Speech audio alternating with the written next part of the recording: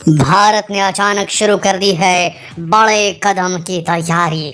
क्या पाकिस्तान होगा इस बार परेशान? दुनिया के कई देश होंगे इस बार परेशान। क्या पीओके पर इस बार होगा कुछ बहुत ही बड़ा? दोस्तों, भारत अपनी आर्मी को स्ट्रांग बनाने के लिए रोज कोई नया हथकंडा अपना रहा है। इस बार केवल हथियार ही तैयार नहीं कर रहा, बल्कि युद्ध का अभ्यास भी कर रहा है। यह अचानक हो रहा है। ये एक ऐसी गतिविधि है जिसके ऊपर पूरी इंटरनेशनल मीडिया की नजरें गड़ी हुई हैं। इंडियन सोल्जर्स को आए दिन किसी मजबूत आर्मी के साथ, किसी मजबूत देश के आर्मी के साथ ज्वाइंट मिलिट्री एक्सरसाइज करते हुए देखा जा रहा है। अब 2022 में ये मिलिट्री एक्सरसाइजेस पहले के मुकाबले ज्यादा फ्रीक्वेंट और ऑर्गेनाइज की जा रही हैं। इन मिलिट्री एक्सरसाइजेस के जरिए भारत केवल आर्मी को मजबूत नहीं बना रहा, बल्कि बाकी देशों के साथ और भी ताकतवर देशों के साथ नजदीकियां भी बढ़ा रहा है, क्योंकि ये joint military exercises participant Nations के बीच काफी मधुर संबंध स्थापित करती हैं। उधर रूस और यूक्रेन के बीच चल रही डेंजरस वॉर ने पूरी दुनिया को हिला कर रखा हुआ है, मगर भारत ने भी उससे बहुत कुछ सीखा है।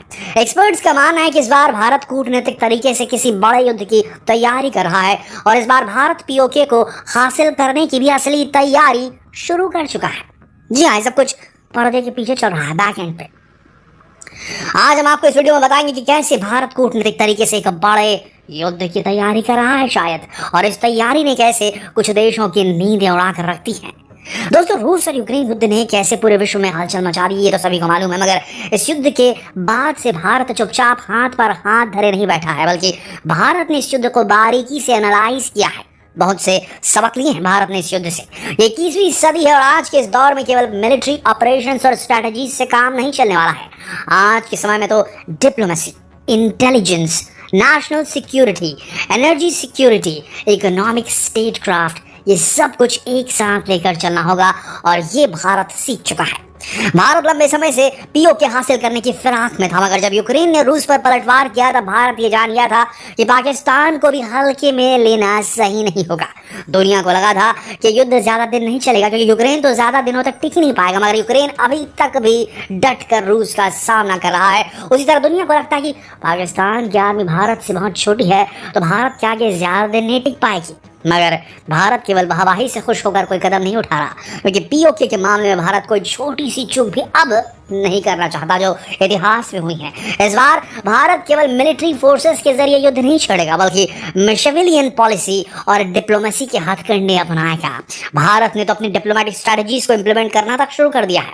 भारत ने रूस, अमेरिका, ऑस्ट्रेलिया जैसे मजबूत देशों से बीते सालों में अपने रिश्ते सुधार लिए हैं और अपने बीच रिश्तों को मजबूत बना लिया है, ताकि अगर कभी भारत और पाकिस्तान के बीच युद्ध जैसी स्थिति पैदा हो तो चाहे ये देश उस युद्ध में इन्वॉल्व हो या ना हो, मगर बीच में तो बिल्कुल नहीं पड़ेंगे। आप समझ रहे हैं ना? हाँ, साथ ही भारत को हथियारों और युद्ध नीतियों की कमी भी महसूस नहीं होने देंगे।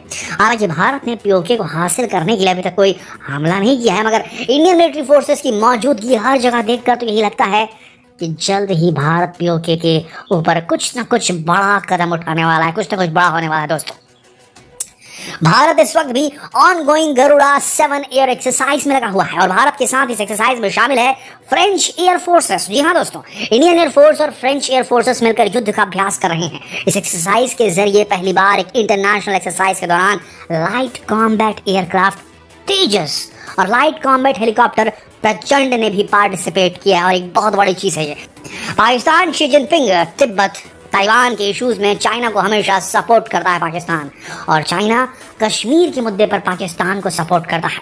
चाइना और पाकिस्तान के मिलिट्री रिलेशंस बहुत अच्छे हैं। चाइना समय समय पर पाकिस्तानी डिफेंस फोर्सेस को मॉडर्न आर्मेंट्स सप्लाई करता है, हथियार सप्लाई करता है। इसीलिए भारत ने अमेरिका जैसी महाशक्ति से अपने रिश्तों को मजबूत बना लिया है। एक तो अमेरिका की आर्मी चीन से कहीं ज्यादा एडवांस है और ऊपर से अमेरिका और चीन के रिश्तों में लंबे समय से खटास भी चल रही है, जिसका फायदा मिल रहा है भारत को। भारत ने इस मौके को यूं ही जाने नहीं दिया। दोस्तों, चीन और भारत के बीच कोई भी कॉन्फ्लिक्ट्स होते हैं तो एक रूस ही है जो मजबूती से चीन के साथ खड़ा हो सकता है, मगर भारत ने रशिया से ऐसे संबंध स्थापित कर लिए हैं कि रशिया अगर भारत का सपोर्ट नहीं करेगा तो चाइना का भी नहीं करेगा।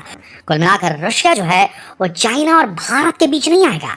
इसी के साथ भारत ने रूस यूक्रेन युद्ध से भी ये सीखा कि रूस भरोसे के लायक बिल्कुल भी नहीं है। उसे केवल रिश्ते मजबूत किए जाएं, मगर उसे अपने साथ शामिल करना खुद ही अपने पैरों पर कुल्हाड़ी मारना होगा। रशिया वहां झुकेगा जहां का पलड़ा ज्यादा भारी होगा, ऐसा लगता है। और इस समय भारत अपना पलड़ा भारी कर चुका है। दोस्तों ये तो हुई डिप्लोमेटिक स्ट्रैटेजीज। अब वापस मिलिट्री स्ट्रैटेजीज पर आते हैं, जो मिलिट्री एक्सरसाइजेस के साथ ही डिप्लोमेटिक स्ट्रैटेजीज भी हैं। भारत इस समय केवल फ्रांस के साथ युद्धाभ्यास नहीं कर रहा है, बल्कि एक ही समय पर इंडियन मिलिट्री कई देशों के साथ संबंध बनाए हुए है। इस समय इंडियन नेवी जापान में है, जहां मलाबार एक्सरसाइजेस चल रही हैं। इस मिलिट्री एक्सरसाइजेस में यूएस, ऑस्ट्रेलिया, जापान तीनों शामिल हैं। ये एक्सरसाइजेस अभी 18 नवंबर तक चलेंगी और उसके साथ ही 15 नवंबर से युद्धाभ्यास नाम की एक्सरसाइज उत्तराखंड के औली में शुरू हो जाएगी, जिसमें भारत के लगभग 250 इंडियन आर्मी पर्सनल हिस्सा लेंगे। ये exercises line of actual control LAC पर कंडक्ट की जाएगी, भारत चीन सीमा पर कंडक्ट की जाएगी।